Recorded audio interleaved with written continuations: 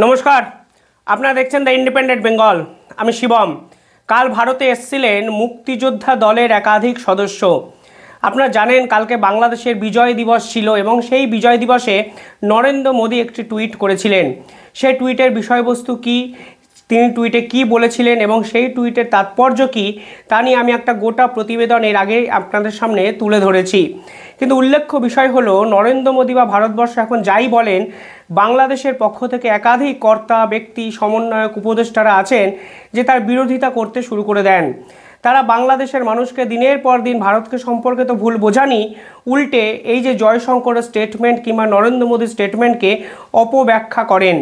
নরেন্দ্র মোদী কালকে টুইটে 1971 সালের যে 16ই ডিসেম্বরে যে ঘটনা ঘটেছিল এবং সেই ঘটনায় ভারতীয় আর্মি বা সেনাবাহিনী কিভাবে বাংলাদেশকে সহায়তা করেছিলেন সেই কথাই কিন্তু তিনি তুলে ধরেছিলেন। তিনি বোঝাতে চেয়েছেন এই বিজয় দিবস অর্থাৎ বাংলাদেশের এই স্বাধীনতা যুদ্ধর কৃতিত্ব যতটা বাংলাদেশের, ঠিক ততটাই কিন্তু ভারতের। এ বিষয়ে নির্দিষ্টভাবে ঐতিহাসিকরাও হয়তো দ্বিমত পোষণ করবেন না, কারণ বাংলাদেশের যে স্বাধীনতার মুক্তিযুদ্ধ তাতে ভারত যদি বাংলাদেশকে সহায়তা না করত তাহলে হয়তো এই স্বাধীনতাটা আসতো না। এর বিরুদ্ধে কোনো অহংবোধ নেই, আছে অনেক বেশি গৌরব গাথা এবং দুই দেশে সৌভ্রাতৃত্ব এবং বন্ধুত্বের বার্তা বর্তমান সময়ে যে বজায় থাকবে, অন্তত ইতিহাসকে আমরা ভুলে যাব না, সেটাই তো প্রত্যাশিত।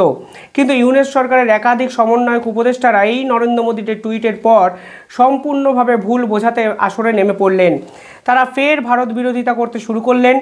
অনেকে আবার 1971 সালে 16ই ডিসেম্বরে ভারতীয় সেনাবাহিনীটি কতটা ইনভলভ ছিল সেই নিয়ে প্রশ্নচিহ্ন তুলে দিলেন এবং পরিষ্কারভাবে ইউনিট সরকারের পক্ষ থেকে ভারতের যে অবদান তা সম্পূর্ণভাবে অগ্রাহ্য এবং অস্বীকার করা হলো একাধিক কথাবার্তায়। কিসের জন্য অস্বীকার তারা করলেন আমি জানি না, কিন্তু যে ইতিহাস অলরেডি একবার লেখা হয়ে গেছে সেই ইতিহাসকে এই ইউনিট সরকার কিভাবে বদলাবেন সে বিষয়েও আমার সত্যি কোনো ধারণা নেই। আদৌ ইতিহাসকে বদলানো যায় কি না, কিংবা আধুনিক সভ্যতা ইতিহাসকে অগ্রাহ্য করে এগোনো যায় কি না, সেই বিষয়ে হয়তো মোহাম্মদ ইউনূসের এই উপদেষ্টা সমন্বয়করা আমাদের থেকে অনেক ভালো জানেন। কিন্তু তারা কালকে যে কথাগুলো বললেন তা বাংলাদেশের এই মুক্তিযোদ্ধারা কি সমর্থন করেন? অর্থাৎ সে সময় বাংলাদেশের মুক্তিযুদ্ধে এবং ভারতীয় সেনাবাহিনী নিয়ে এক যৌথ বাহিনী গঠন করা হয়েছিল। সেই যৌথ বাহিনীর সদস্যরা কি এই মুক্তিযোদ্ধার ইতিহাসকে ভুলে যাবেন? কালকে বাংলাদেশ থেকেই কিন্তু এক ঝাঁক মুক্তিযোদ্ধার যারা সদস্য তারা কিন্তু খোদ ভারতবর্ষে এলেন এবং তারা ভারতবর্ষে এসে খোদ ইউনিট সরকারকে তুলোধনা করলেন এবং তারা বললেন, আমরা মুক্তিযুদ্ধে ভারতের অবদানকে অস্বীকার করি না, কারণ ভারতবর্ষের সেনাবাহিনী না থাকলে, সবসময় ভারত সরকার আমাদের সহায়তা না করলে আমরা হয়তো মুক্তিযোদ্ধা এরা জয়লাভ করতামই না।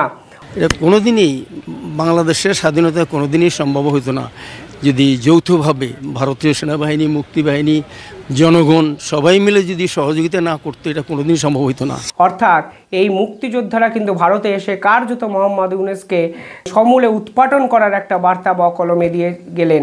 যিনি ইতিহাসকে অগ্রাহ্য করেন তার বর্তমান সভ্যতায় থাকার যোগ্যতা আছে নাকি তা তো প্রশ্ন জাগে। কালকে বাংলাদেশের উপদেষ্টারা কি বলেছেন জানেন? বাংলাদেশের আইনি উপদেষ্টা যিনি এর আগে বলেছিলেন 26 লক্ষ ভারতীয় নাকি বাংলাদেশে চাকরি বাকরি করেন, যদিও এর সপক্ষে তিনি কোনো যুক্তি তথ্য দেখাতে তো পারেননি, উল্টে তিনি পরবর্তীকালে 180 ডিগ্রি পাল্টে খেয়ে গেছিলেন। ওই পাগল 26 লক্ষ ভারতীয় চাকরির প্রণেতা আসিফ নজরুল কি বলেছে? তিনি বলেছেন ভারত ছিল বিজয়ের মিত্র, এর বেশি নয়। অর্থাৎ তিনি বলতে চেয়েছেন ভারতবর্ষ বাংলাদেশের এই মুক্তিযুদ্ধে নাকি সহায়তাই করেনি, শুধুমাত্র বিজয় অর্থাৎ আনন্দ উপভোগের মুহূর্তে ভারতবর্ষ সাহায্য করেছে বা উপভোগ করেছে একসঙ্গে। অর্থাৎ এক দেশের উপদেষ্টা বকলমে তিনি আইনমন্ত্রীর পদে আছেন, পোস্টে আছেন, তিনি কার্যত ভারতকে বার্তা দিতে গিয়ে নিজের দেশের যে গৌরবগাথা ইতিহাস সেটাকেই ভুলে যাচ্ছেন।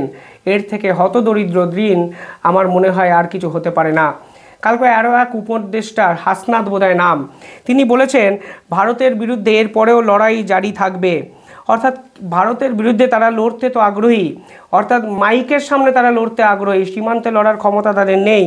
তিনি বারংবার করে ভারতকে এর আগেও উস্কে দিয়েছেন, হুমকি দিয়েছেন, কিন্তু নরেন্দ্র মোদীর এই পোস্টের পর তিনি এই বারংবার করে ভারত এবং বাংলাদেশে যে বিভেদ আছে, বর্তমানে যে যুদ্ধ চলছে, এরকমই একটা কথা মানুষকে খাওয়ানোর চেষ্টা করেছেন। মানুষ পাল্টা তো কিছু প্রশ্ন বাংলাদেশে করেন না।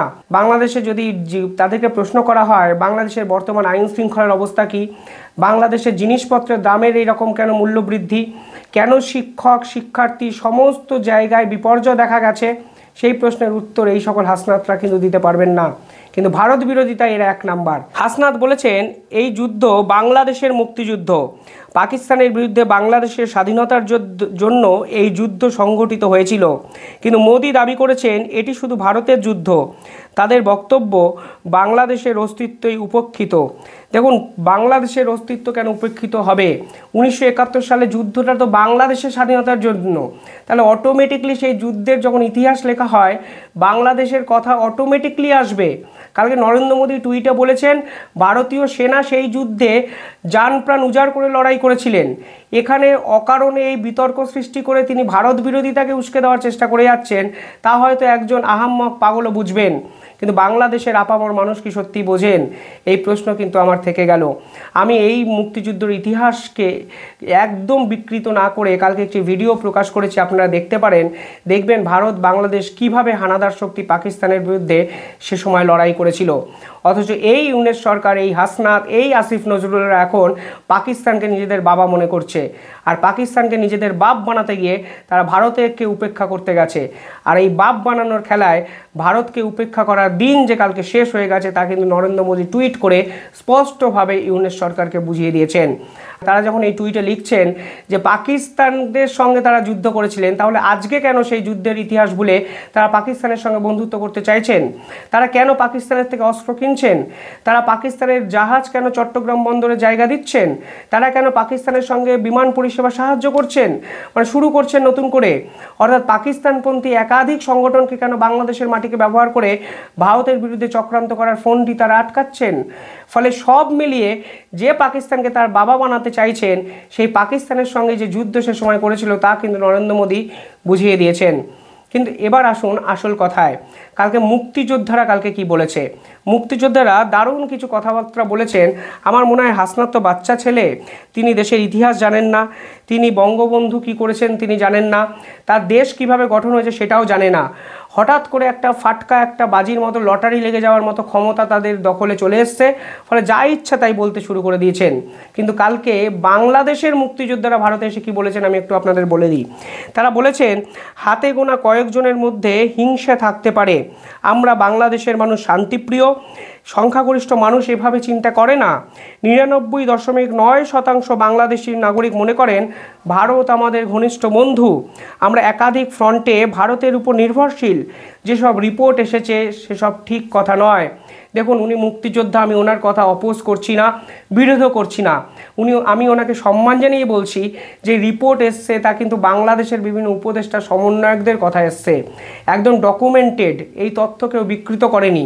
এই সকল ভারত বিরোধী কথাবার্তা বলে তারা এই যে মুক্তিযোদ্ধাদের অবদান তারা কিন্তু সেটা অস্বীকার করছে। এই মুক্তিযোদ্ধার নাম মোহাম্মদ নুরুল আলম। তিনি অত্যন্ত শ্রদ্ধেয় ব্যক্তি, যিনি কালকে বাংলাদেশ থেকে ভারতে এসছেন। শুধু তাই নয়, আরও একজন মুক্তিযোদ্ধা কি বলেছেন জানেন? তিনি বলেছেন এবছরও আমরা একই অতিথিয়তা পেয়েছি।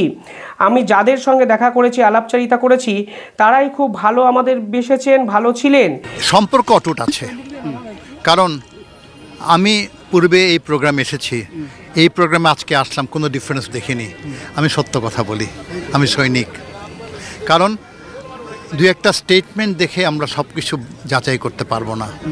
আমাদের সময় দিতে হবে, আমাদের দুই দেশের মধ্যে সম্পর্ক উন্নয়ন করতে হবে নিজেদের স্বার্থে। আর আমাদের স্বার্থটা হচ্ছে এদেশের খেটে খাওয়া মানুষ, আপনাদের খেটে খাওয়া মানুষের স্বার্থ। সুতরাং আমি অনেক রকম প্রশ্নের সম্মুখীন হচ্ছি। একটা কথা শুধু বলি, বাংলাদেশ আর ভারতের সম্পর্ক আজকে 53 বছর ধরে ছিল। দুই একবার সম্পর্কের কিছুটা অবনতি হয়েছে, আবার আমরা সঠিক পথে চলে এসেছি। আমরা হোপ করি, HOPE 4টা শব্দ খুব important. Hope must be on the move, এটা আমি বলতে চাই। শুধু তাই নয়, কালকে খোদ বাংলাদেশের ব্রিগেডিয়ার জেনারেল মোহাম্মদ আমিনুল রহমান বলেছেন দুই দেশের সম্পর্ক এখনও সৌহার্দ্যপূর্ণ এবং সেই সম্পর্ক থাকবে। বাংলাদেশের মুক্তিযুদ্ধে ভারতের অবদানের প্রশংসা করি আমরা ভারতীয় সেনাবাহিনী ও ভারতের জনগণের কাছে প্রচুর সমর্থন পেয়েছি। অর্থাৎ খোদ মোহাম্মদ ইউনূসের এই চেলা চামুন্ডার কথা তীব্র বিরোধিতা কালকে সেনাবাহিনীর ব্রিগেডিয়ার জেনারেলের পক্ষ থেকে ফের একবার করা হলো। অর্থাৎ সেনাবাহিনী যা বুঝতে পারছেন, মোহাম্মদ ইউনূসরা কিন্তু তা বুঝতে পারছেন না।